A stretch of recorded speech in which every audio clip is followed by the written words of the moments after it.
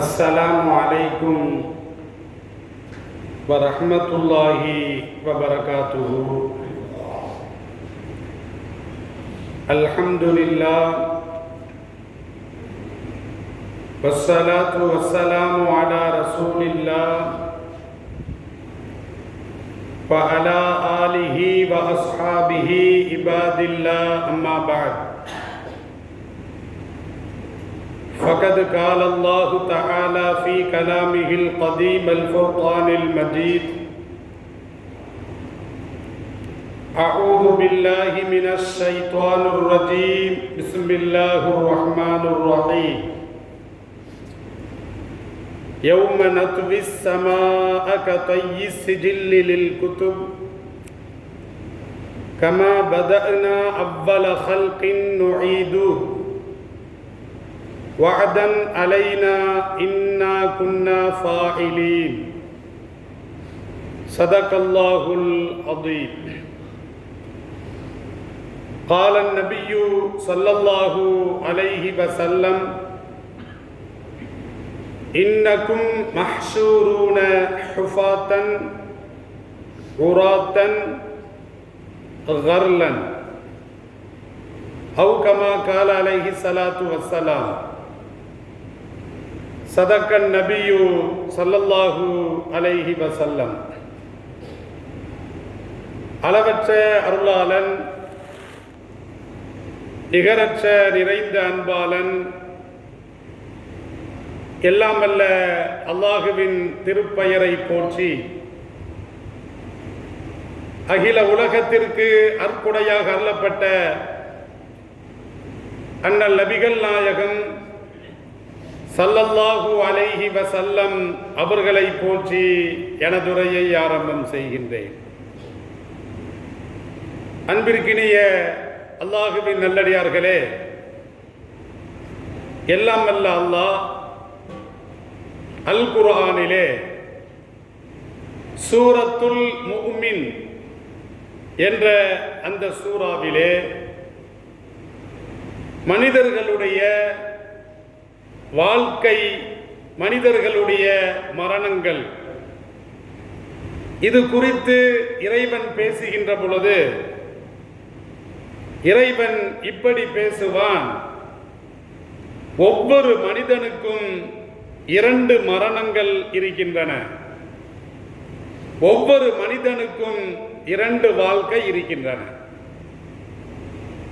இஸ்லாத்தை பொறுத்த அளவில் 7 ஜென்மங்கள் அல்லது மறு ஜென்மம் அல்லது போன ஜென்மம் அல்லது மறுபிறவி, 7 பிறவி என்ற இந்த கோட்பாடு இஸ்லாத்தில் கிடையவே கிடையாது.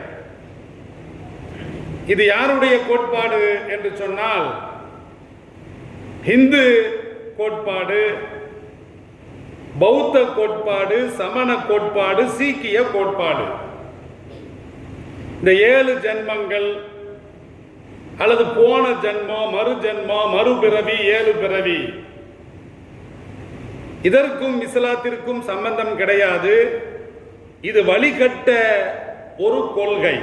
இஸ்லாமிய பார்வையில் வழிகட்டவர்களுடைய கொள்கை, வழிகட்ட கொள்கை, பாத்திலான கொள்கை, குஃபாரான கொள்கை, இணை வைப்பான கொள்கை. இஸ்லாம் என்ன சொல்லுகிறது அப்படின்னா, ஒவ்வொரு மனுஷனுக்கும் 2 மரணங்களையும் 2 வாழ்க்கையையும் இறைவன் கொடுத்திருக்கிறான். காலு ரப்பனா, அந்த காஃபிர்கள் சொல்லுவார்கள், ரப்பனா அமத்தனஸ்னத்தைனி வஹ்யைதனஸ்னத்தைனி, எங்களது இரட்சகா, எங்களை நீ 2 தடவை மரணமாக்கினாய், எங்களை நீ 2 தடவை உயிர் கொடுத்தாய். ஃபஅதரஃப்னா பிதுனூபினா, இங்க உலகத்தில் காஃபிர்கள் பாவம் செஞ்சுட்டு நாளைக்கு மாட்டிக்கிட்டு முழிக்கின்ற பொழுது அந்த காஃபிர்கள், அந்த இணை வைப்பாளர்கள், அந்த வழிகேடர்கள், அந்த வழிகட்டவர்கள் ஃபஅதரஃப்னா பிதுனூபினா, எங்களுடைய குற்றங்குறைகளை பாவங்களை நாங்கள் ஏற்றுக்கொள்கிறோம். சுய வாக்கு மூலம் அவர்கள் கொடுப்பார்கள். ஃபஹல் இலா ஹுரூஜின் மின் சபீல், இன்றைய தினத்தில் இதிலிருந்து தப்பிப்பதற்கு எங்களுக்கு ஏதேனும் வழி இருக்கிறதா? இந்த காஃபிர்கள் சொல்லுவதை இறைவன் அல் குர்ஆன்ல பதிவு செய்திருக்கிறான். 2 மரணங்கள், 2 வாழ்க்கைகள். கண்ணியமிக்கவர்களே, 2 மரணங்கள் என்று சொன்னால், நாம் தாயின் கருவறைக்கு முன்னால் எங்கே இருந்தோம்? இப்போ நாம ஒரு பெற்றோருக்கு குழந்தைய அந்த உலகத்துக்கு வர்றோம், அப்படிதானே? நமது பெற்றோர்கள் இணைவதற்கு முன்னால் எங்கே இருந்தோம்? அல்லாஹ் குர்ஆன்ல கேட்கிறான். சூரத்து தஹர் 76வது சூராவில் முதல் வசனத்தில் அல்லாஹ் கேட்கிறான், ஹல் அதா அலல் இன்சானி ஹீனும் மினத் தஹ்ரி, மனுஷனின் மீது ஒரு காலம் ஒன்று வரவில்லையா? ஒரு காலத்தை அல்லாஹ் கேட்கிறான். ஒரு காலம் ஒன்று மனுஷனுக்கு வரவில்லையா? லம் யகுன் ஷைஅம் மذ்கூரா, அந்த காலத்தில் அவன் இன்ன பொருள் என்று கூற முடியாத அளவுக்கு இருந்தான். கண்ணியமிக்கவர்களே, நமது பெற்றோர்கள் வாழ்க்கையில் இணைவதற்கு முன்னால் இன்ன பொருள் என்று நம்மளால் சொல்ல முடியுமா? அப்துல் காதர் அல்லது என் பேர் சையத் அலி, நான் இங்க இருந்தேன் இப்படி இருந்தேன்னு சொல்ல முடியுமா? அதைத்தான் அல்லாஹ் சொல்றான், இன்ன பொருள் என்று கூற முடியாத அளவுக்கு நீ இருந்தாய், அப்படிப்பட்ட ஒரு காலம் உனக்கு வரவில்லையா? அப்ப இல்லாமல் இருந்தோமா இல்லையா? இல்லாமல் இருந்து கருவில் உருவாகி நாம் வெளியே வந்தோம். இதைத்தான் இஸ்லாம் சொல்லுகிறது. தாயின் கருவறைக்கு அப்பால், கரு உருவாகுவதற்கு முன்னால் நீ எங்கே இருந்தாய்? நீ இல்லாமல் இருந்தாய். இதுதான் மரணம். இதான் முதல் மரணம். இல்லவே இல்லை. அப்ப நாம மௌத்தாக இருந்தோம். இன்னும் பொருள் என்று சொல்ல முடியாத அளவுக்கு நாமெல்லாம் ஜனாசாவா இருந்தோம், மௌத்தா இருந்தோம். அல்லாஹ் என்ன செய்யறான்? கருவறையில நமக்கு உயிரை கொடுத்து இந்த உலகத்திற்கு அனுப்பி வைக்கிறான். அப்ப இல்லாமல் இருப்பது மரணம். அந்த மரணத்தில் இருந்து அல்லாஹ் உங்களை ஒரு மனிதனாக தாயின் கருவறையிலே உங்களை உருவாகச் செய்து இந்த உலகத்தில் தாயின் வழியாக பிறக்கச் செய்தான். அப்ப இல்லாமல் இருப்பது ஒரு மரணம், இந்த உலகத்திற்கு வந்தது ஒரு வாழ்க்கை, அப்படிதானே? ஒரு மரணம் ஏற்கனவே நடந்து போச்சு, இல்லாமல் இருந்த மௌத்தா இருந்தோம். ஒரு வாழ்க்கை நடந்து கொண்டிருக்கிறது. இந்த துன்யாவினுடைய வாழ்க்கை என்பது லைவ்ல நமக்கு நடந்து நேரலையாக நமக்கு நடந்து கொண்டிருக்கிறது. அதுக்கப்புறம் அல்லாஹ் மௌத்தாக்குறான். மௌத்தாக்குறானா இல்லையா? யாரும் இந்த உலகத்தில் நிரந்தரமாக வாழ்ந்த ஒரு மனிதர் உண்டா? வமா முஹம்மதுன் இல்லா ரசூல் கது ஹலத் மின் கபலிஹிர் ரசூல். முஹம்மது ஸல்லல்லாஹு அலைஹி வஸல்லம் அவர்கள் மரணமாகவுடன் உமர் போன்றவர்கள் எல்லாம் ஸல்லல்லாஹு அலைஹி வஸல்லம் மரணித்தார்கள் என்று சொன்னால் உதப்பன் சொன்னாங்க. ஒரு தூதருக்கு எப்படி மரணம் வரும்? ஆரம்பத்தில் ஏற்றுக்கொள்ளவில்லை. அபூபக்கர் சித்திக் ரலியல்லாஹு அன்ஹு அவர்கள் தான் இந்த இஸ்லாத்திலே பக்குவப்பட்ட ஒரு மனிதர், இஸ்லாத்திலே மிகப்பெரிய ஒரு அறிஞர். அபூபக்கர் சித்திக் ரலியல்லாஹு அன்ஹு அவர்கள் தான் அந்த குழப்பமான அந்த சந்தர்ப்பத்தில் இந்த வசனத்தை ஓதி காட்டுவார்கள். ஒமா முஹம்மதுன் இல்லா ரசூல், முஹம்மது என்பவர் கடவுள் அல்ல, அல்லாஹ்வுடைய தூதர்.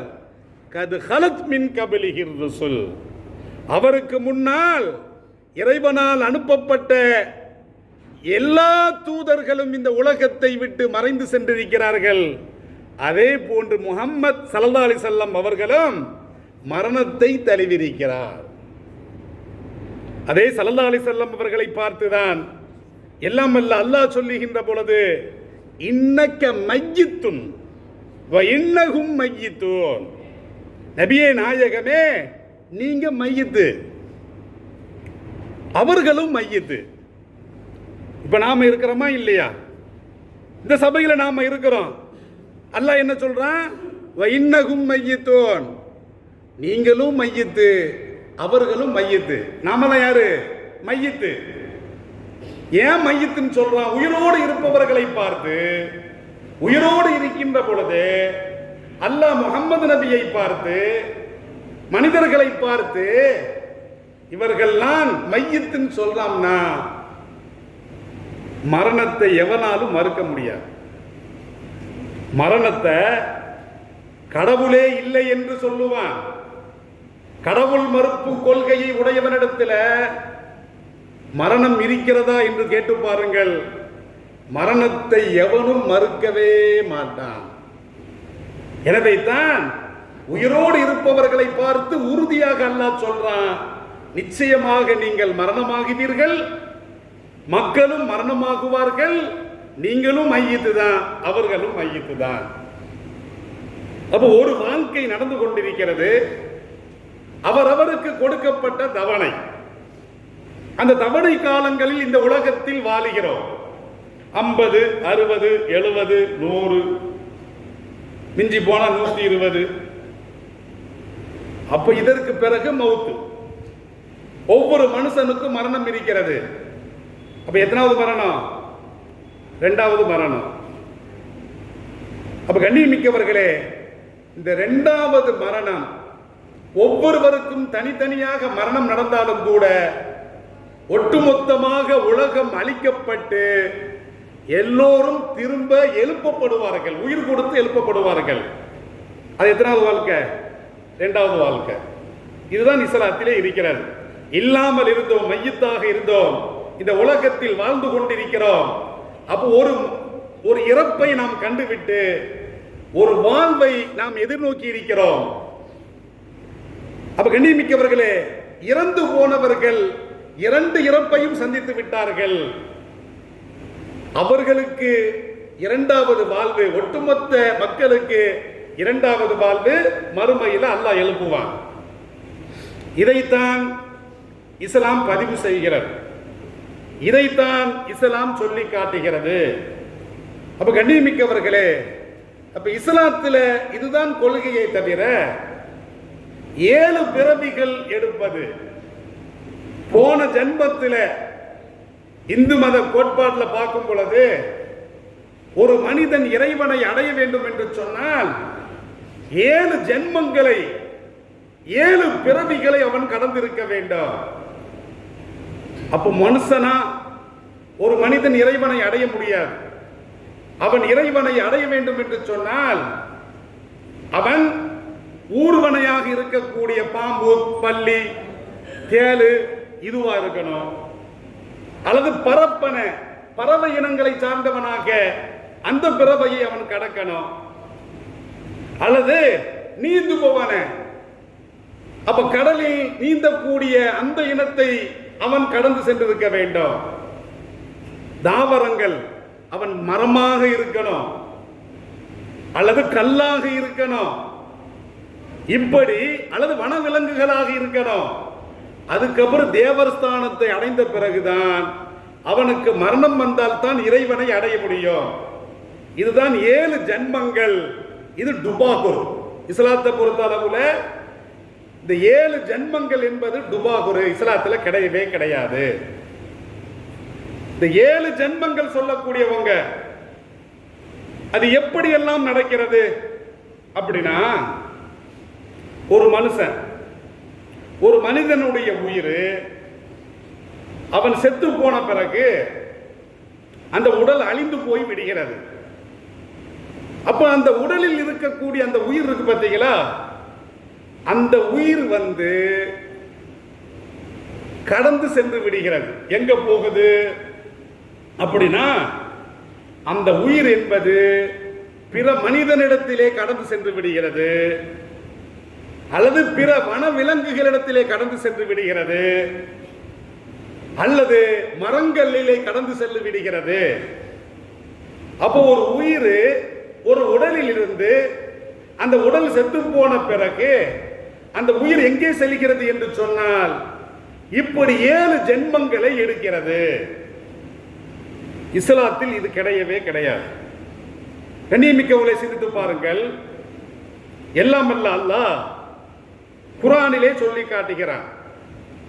என்ன சொல்றான் அப்படின்னா, யௌம நத்விஸ் ஸமா கதையி சிஜில்லில் குதுபி, அன்றைய தினத்தில் மறுமையில் நாம் வானத்தை சுருட்டுவோம். இந்த பாயை சுருட்டுற மாதிரி எல்லாம் சுருட்டுவான். இந்த பேப்பரை நம்ம சுருட்டுறோமா இல்லையா? கதையி சிஜில்லில் குதுபி, ஏடுகளை சுருட்டுவதை போன்று 7 வானங்களையும் 7 பூமிகளையும் அல்லாஹ் ஒரு சுருட்டு சுருட்டிடுவான். சுருட்டிட்டு அல்லாஹ் சொல்றான், கமா பதனா, எல்லாத்தையும் ஹலாக்காக்கிடுவான். அப்ப இந்த உலகத்தில் எல்லோருக்கும் மரணம் இருக்கிறது. கமா பதனா அவ்வல ஹல்கின் நுஈதுஹு, பிறகு அல்லாஹ் எப்படி படைப்பான்? இறந்து போன பிறகு அந்த மனிதர்கள் யானைகளாகவோ குதிரைகளாகவோ அல்லது கால்நடைகளாகவோ ஆக முடியாது. இறந்து போன பிறகு அல்லாஹ் 2வது தடவை உயிர் கொடுக்கின்ற பொழுது என்ன சொல்றான் தெரியுமா? முதலாக ஒவ்வொரு மனிதனையும் நாம் எப்படி படைத்தோமோ அப்படியே மனித வடிவத்தில் படைப்போம், மறு ஜென்மத்தில் அல்ல. அல்லாஹ் குர்ஆன்ல சொல்றான், வாதன் அலைனா, இது நம் மீது வாக்குறுதியாக இருக்கிறது. இன்னா குன்னா ஃபாயிலீன், நிச்சயமாக நாம் இதை கண்டிப்பாக செய்வோம் என்று எல்லாம் அல்ல அல்லாஹ் சூரத்துல் அன்பியா என்ற அந்த சூராவிலே சொல்லி காட்டுகிறான். இப்ப கண்ணியமிக்கவர்களே, நபிகள் பெருமான் ஸல்லல்லாஹு அலைஹி வஸல்லம் அவர்கள் ஒரு ஹதீஸிலே தெரிவிப்பார்கள், புகாரி ஷரீஃபிலே பதிவு செய்யப்பட்டிருக்கிறது, ஹதீஸ் நம்பர் 3100. ஸல்லல்லாஹு அலைஹி வஸல்லம் சொல்றாங்க, இன்னக்கும் மஹ்ஷூரூன, ஒட்டுமொத்த மனிதர்கள் இறந்த பிறகு நீங்கள் மறுபடியும் உயிர்ப்பித்து எழுப்பப்படுவீர்கள். எப்படி எழுப்பப்படுவீர்கள்? ஹுஃபாத்தன், செருப்பு இல்லாதவர்களாக. நல்ல கவனிச்சுக்கிடணும். எப்படி பிறந்தோமோ அப்படியே அல்லாஹ் உயிர் கொடுத்து எழுப்புவான். மனித உயிரில் தான், நான் என்ன ரூபத்தில் இருந்தேனோ அதே ரூபத்தில் தான் இறைவன் எழுப்புவான். இஸ்லாத்தை பொறுத்த அளவுல மறுமை, மறு உலகம் உண்டு, மறு பிறவி. எனக்கு இந்த பிறவினா நான் இதே பிறவில இறக்கிறேன், இதே பிறவிலை தான் அல்லாஹ் என்னை எழுப்புவான். அதுவும் எப்படி எழுப்புவான்?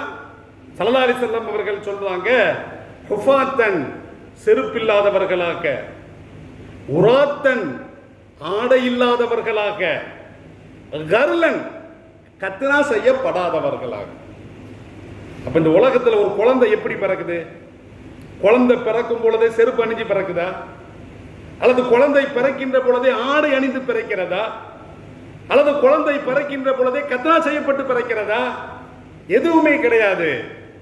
ஒரு குழந்தை தாயின் வயிற்றிலிருந்து, கருவிலிருந்து எப்படி செருப்பில்லாமல், எப்படி ஆடை இல்லாமல், எப்படி கத்னா செய்யப்படாமல் பிறக்கிறதோ அதே போன்று நாம் மீட்டுவோம். அதே போன்று அல்லாஹ் மீட்டுவான் என்று என் பெருமான் ஸல்லல்லாஹு அலைஹி வஸல்லம் அவர்கள் சொல்றாங்க. இப்படி சொல்லிவிட்டு, கமா பதஅனா அவ்வல ஹல்கின் நுஈதுஹு வாதன் அலைனா இன்னா குன்னா ஃபாயிலின், இந்த வசனத்தை தான் ஓதி காட்டுவாங்க. இப்ப கண்ணியமிக்கவர்களே, நாம வளர்ந்த ஆளாகி குழந்தை பருவத்தில் நாம கத்னா செய்யப்பட்டு நாம இறந்து நல்லடக்கம் செய்யப்பட்டாலும் கூட திரும்ப அல்லாஹ் நமது உயிரை, நமது உடலை நமது உடலுக்கு உயிர் கொடுக்கின்ற பொழுது இந்த உலக மக்கள் எப்படி எழுப்பப்படுவார்கள்? இஸ்லாமியர்கள் கத்னா செய்யப்பட்டு வாழ்ந்து அவர்கள் மறைந்திருந்தாலும் கூட அப்ப நாளை மறுமையில் எழுப்பப்படும் பொழுது ஆண் குறியினுடைய தோல் முழுமையாக மூடப்பட்டிருக்கும். நபிகள் பெருமான் ஸல்லல்லாஹு அலைஹி வஸல்லம் சொல்றார், நீ கத்னா செய்யப்பட்டு நீ இந்த உலகத்துல வாழ்ந்து இறந்து போனாலும் நீ எப்படி பிறந்தாயோ அதே போன்று நாம் எழுப்புவோம் என்று இறைவன் சொல்லுகிறதை என் பெருமான் ஸல்லல்லாஹு அலைஹி வஸல்லம் அவர்கள் சொல்லி காட்டுறாங்க.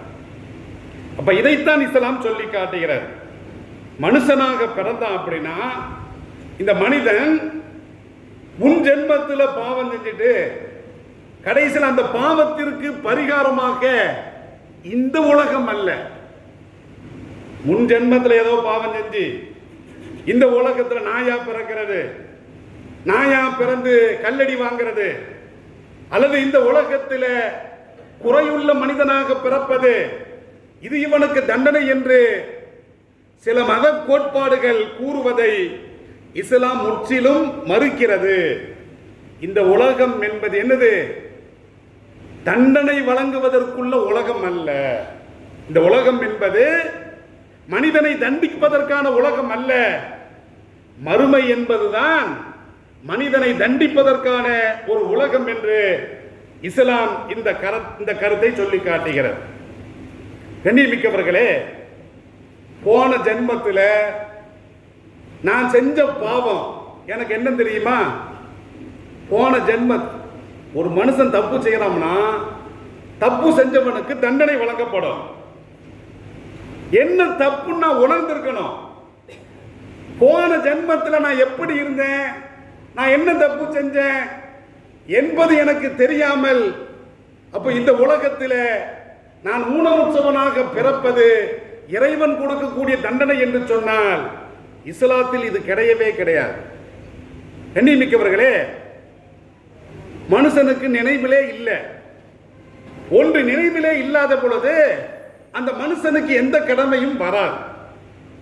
அந்த கடமை விட்டதற்காக எந்த தண்டனையும் வராது. உதாரணத்திற்கு ஒரு பைத்தியக்காரனை பொறுத்தளவுல அவனுக்கென்று சுய நினைவு இருக்காது. அவனுக்கென்று இஸ்லாம் தொழுகை, நோன்பு, ஜக்காத் எந்த கடமையும் வைக்கல. ஒரு பைத்தியக்காரனுக்கு பார்த்து நீ போன ஜென்மத்தில் இப்படி இருந்த உனக்கு இப்படி தண்டனை சொல்ல முடியுமா? கண்ணியமிக்கவர்களே, போன ஜென்மத்தில் நாம் என்ன இருந்தோம் என்றே சொல்ல முடியாத அளவுக்கு இருக்கின்ற பொழுது இந்த ஜென்மத்தில் நான் தண்டிக்கப்படுவது எந்த வகையில் நியாயம்? இது இஸ்லாத்தில் கிடையவே கிடையாது. இஸ்லாம் என்பது சொல்லுகிறது 2 மரணங்கள், 2 வாழ்வு, உயிர் கொடுக்கிறது. இந்த 7 ஜென்மம் என்பது, மறு ஜென்மம் என்பது இது வழிகட்ட கொள்கை. இந்த கொள்கையை இஸ்லாம் தகர்த்து எரிகிறது. இஸ்லாமியர்கள் கூட சில பேர் பேசுகின்ற பொழுது சகோதர சமுதாயத்தை சார்ந்தவர்களோடு அண்டி பழகி ஏதாவது அவர்களுக்கு ஒரு சோதனை வருகின்ற பொழுது போன ஜென்மத்தில் நான் என்ன பாவம் செஞ்சேனோ சில பேர் சொல்லிட்டு அலைகிறாங்க. இது இணை வைப்பு. இந்த வார்த்தை சொல்வது இணை வைப்பானது. இப்படி சொல்வது குர்ஆனை மறுப்பது, இப்படி சொல்வது இறைவனை மறுப்பது. என்ன போன ஜென்மம்? இஸ்லாம் நீ போன ஜென்மத்தில் மையத்தில் இருந்த இஸ்லாம் சொல்கிறது. நீ இல்லாமல் இருந்தாய். இல்லாமல் இருப்பவனுக்கு என்ன கடமை? ஒண்ணுமே இல்லாம இருந்த, இந்த பாவம் செஞ்ச, அந்த பாவம் செஞ்ச, அறிவியல் ரீதியாகவும் கூட இதை நிரூபித்து காட்ட முடியாது. இஸ்லாம் சொல்லி காட்டுகிறது. மௌத்தா இருந்து என்ன செஞ்ச? மௌத்தாக இருந்து அப்ப இந்த உலகத்திற்கு வந்திருக்கிறோம். இப்ப இந்த உலகத்துல உனக்கு அறிவு இருக்குதா இல்லையா? பகுத்தறிவு உனக்கு கொடுக்கப்பட்டிருக்கிறது. இப்ப நீ செய்யற பாத்தியா, இதற்கு தண்டனை தான் மறுமையில் கிடைக்கும். இஸ்லாம் சொல்லுகிறது. போன ஜென்மத்தில் செஞ்சதுக்கு இந்த உலகத்தில் தண்டனை கிடையாது. இந்த உலகத்தில் என்ன பாவம் செய்தாயோ இதற்குண்டான தண்டனையை இறைவன் நாளை மறுமையில விசாரணை வச்சு சுயமாக்கு மூலம் வாங்கி அதற்கு இறைவன் தண்டனை கொடுப்பான். இஸ்லாம் ஏகப்பட்ட இடத்துல சொல்லி காட்டுகிறது. இலைஹி மர்ஜிஉக்கும் ஜமீஆ, உங்கள் அனைவரினுடைய மீழ்ச்சி என்பது இறைவன் புறத்திலே இருக்கிறது. நீ தப்பிக்க முடியாது. நீ மனுஷனா இருந்து பறவையா போயிருவ, அல்லது விலங்கா போயிருவ, நாயா போயிருவ. நீ இறந்து போயிட்டேனா அந்த ஆன்மா, அந்த உயிர் யார் வசம் இருக்கிறது? இறைவனுடைய கஸ்டடியில வந்துருது. இப்போ இறைவனிடத்துல தான் இருக்கிறோம். இலைஹி மர்ஜிஉக்கும் ஜமீஆ, உங்கள் அனைவருடைய மீழ்ச்சி இறைவனின் பக்கம் இருக்கிறது. வாதல்லாஹி ஹக்கா, இது உண்மையிலும் உண்மை, இறைவனுடைய வாக்குறுதி. இன்னஹு யப்தஉல் ஹல்க சும்ம யுஈதுஹு, இறைவன் சொல்லுகின்ற பொழுது அவன்தான் உங்களை ஆரம்பத்திலே முன்மாதிரி என்று படைத்தான், இறந்த பிறகு அதே மாதிரி மீட்டுவான். நான் இறந்துட்டோம்னா மறுஜன்மம் எடுக்க முடியாது. நான் இறந்துட்டோம்னா நான் எப்படி இருக்கிறேனோ அப்படி இருப்பேன். என்ன அப்படின்னா ஆடை இல்லாமல் இருப்பேன், அவ்வளவுதான். ஸல்லல்லாஹு அலைஹி வஸல்லம் அவர்கள் சொல்றாங்க, எல்லோருமே அப்ப ஆடை இல்லாமல் தான் எழுப்பப்படுவார்கள். ஸல்லல்லாஹு அலைஹி வஸல்லம் அவர்கள் உட்பட எல்லா நபிமார்களும். அப்ப ஸல்லல்லாஹு அலைஹி வஸல்லம் அவர்கள் சொல்றாங்க, அப்ப முதலாக ஆடை அணிவிக்கக்கூடிய மனிதன் நானாக இருப்பேன் என்று நான் நினைக்கிற சமயத்தில் எனக்கு முன்னால இப்ராஹிம் அலைஹிஸ்ஸலாத்து வஸலாம் அவர்களுக்கு அந்த ஆடை கொடுக்கப்படும். ஏன் அப்படின்னா நெருப்பு குண்டத்திலே ஆடைகள் கலைந்து அவர் நிர்வாண கோலத்திலே நெருப்பு குண்டத்திலே வீசப்பட்டார். அதற்கு பிரதிபலனாக இல்லாமல் அல்லாஹ் நாளை மறுமையில இந்த ஒட்டுமொத்த உலகமும் மனித குலமும் நிர்வாணிகளாக எழுப்பப்படுகின்ற அந்த சமயத்தில் முதலாக இப்ராஹிம் அலைஹிஸ்ஸலாத்து வஸலாம் அவர்களுக்கு தான் ஆடை அணிவிக்கப்படும் என்ற ஒரு செய்தியை என் பெருமான் ஸல்லல்லாஹு அலைஹி வஸல்லம் அவர்கள் சொல்றான். சும்ம யுஈதுஹு, அல்லாஹ் அவ்வாறே மீட்டுவான். எப்படி படைத்தானோ, நான் எந்த ரூபத்தில் இருக்கிறேனோ, நான் எந்த உடல்வாகில் இருக்கிறேனோ அப்படியே அல்லாஹ் கொஞ்சம் கூட நான் பிறந்தது போன்று இறைவன் ஒட்டுமொத்த மனித குலத்தை மீட்டுவான். ஏன் மீட்டுறான்? லியஜ்ஸியல்லதீன ஆமனூ வஅமிலுஸ் ஸாலிஹாத்தி பில் கிஸ்த், ஈமான் கொண்டு நேர்மையான முறையில் நல்லறங்கள் செய்தவர்களுக்கு கூலியை கொடுப்பதற்காக. ரெண்டாவது ஏன் அல்லாஹ் எழுப்புறான்னா, விசாரணை வச்சு, அங்கதான் மறுமை என்று விசாரணை வச்சு எல்லாத்தையும் உயிர்ப்பிச்சு யார் யார் ஈமான் கொண்டா, யார் யார் நற்கர்மங்கள் செய்தா அவர்களுக்கு உண்டான கூலியை வழங்குவதற்கு. வல்லதீன கஃபரு, காஃபிர்களுக்கு தண்டனை வழங்குவதற்கு. எவர்கள் இறைவனை மறுத்தார்களோ லகும் ஷராபும் மின் ஹமீம், அவர்களுக்கு வெந்நீர் கொடுக்கப்படும். தாகம் சொல்லுவான். அப்ப அவர்களுக்கு சூடான வெந்நீர் வழங்கப்படும். வஅதாபுன் அலீம், கடுமையான நோவினை தரக்கூடிய வேதனை காஃபிர்களுக்கு வழங்கப்படும். ஈமான் உள்ளவர்களுக்கு அவர்களுக்குள்ள பிரதிபலன் வழங்கப்படும். பிமா கானு யக்ஃபுரூன், காஃபிர்கள் என்ன செஞ்சான் அதற்கு தண்டனை. அப்ப ஈமானுடையவர்கள் என்ன செஞ்சாங்க அதற்கு பிரதிபலன். இப்படி பிரதிபலனுக்காக வேண்டித்தான் மறுமையில நாம் மனிதர்களை எழுப்புவோம் என்று எல்லாம் அல்ல அல்லாஹ் அல் குர்ஆனிலே சூரத்து யூனுஸிலே சொல்லி காட்டுகிறான். இதுதான் இஸ்லாத்திலே இருக்கிறதை தவிர நாம் இந்த உலகத்தில் இந்த வாழ்க்கையில் நாம் என்ன செய்கிறோமோ நாம் அதற்கு தண்டனை முற்பிறவில் கொடுக்கப்பட்டது அல்ல. போன ஜென்மத்தில் என்ன பாவம் செஞ்ச இப்போ வந்திருக்கிறோம் அதெல்லாம் கிடையவே கிடையாது. மறுமையில், மறுமை என்று சொன்னால் மறுபிறவி அல்ல, மறு ஜென்மம் அல்ல. மறுமைனா மறு உலகம். இந்த உலகத்தில் நான் எந்த பூத உடலோடு இருந்தேனோ அதே உடலை அல்லாஹ் நாளை மஹ்ஷர் மைதானத்தில் மீட்டி கேள்வி கணக்கு வச்சு மறுமையில வச்சு செய்வான்.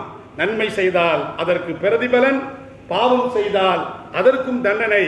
இதுதான் இஸ்லாத்திலே இருக்கிறதை தவிர இஸ்லாமியர்கள் போன ஜென்மம், மறு ஜென்மம், 7 ஜென்மம் இப்படி அவர்கள் பேசினால் அவர்கள் இஸ்லாத்திலிருந்து வெளியேறிவிட்டார்கள்.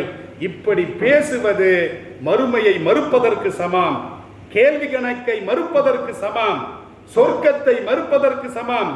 நரகத்தை மறுப்பதற்கு சமம், விதியை மறுப்பதற்கு சமம், ரசூல்மார்களை மறுப்பதற்கு சமம், வேதங்களை மறுப்பதற்கு சமம். இப்படி எவனாவது ஒரு முஸ்லிம் பேசலாம்னா அவனுக்கும் இஸ்லாத்திலும் சம்பந்தமே கிடையாது. இது இஸ்லாமிய கோட்பாடே கிடையாது. மறு ஜன்மம், 7 ஜன்மம், மறுபிறவி, அதிசய பிறவி, அடுத்த பிறவி, இதுவெல்லாம் டுபாகுரு, இதுவெல்லாம் ஏமாற்று வேலை. வயிற்று பிழைப்புக்காக வேண்டி அவர்கள் அந்த வேதம் கற்றவர்கள் வைத்ததை தவிர இதற்கும் இஸ்லாத்திற்கும் சம்பந்தம் கிடையாது. இஸ்லாமியர்கள் இதை பற்றி பேசக்கூடாது. உலகம் 2 மரணம் 2 வாழ்வு, சொர்க்கம் நரகம் கேள்வி கணக்கு, இதுதான் இஸ்லாத்தில் இருக்கிறது தவிர இஸ்லாம் என்ன சொல்லுகிறதோ அதை கேட்டு வாழ்வதற்கு வல்ல இறைவன் தௌஃபீக் செய்வானாக. வாஹிர் தஅவானா அனில் ஹம்துலில்லாஹி ரப்பில் ஆலமீன். வஸ்ஸலாம். அஸ்ஸலாமு அலைக்கும் வரஹ்மத்துல்லாஹி வபரகாத்துஹு.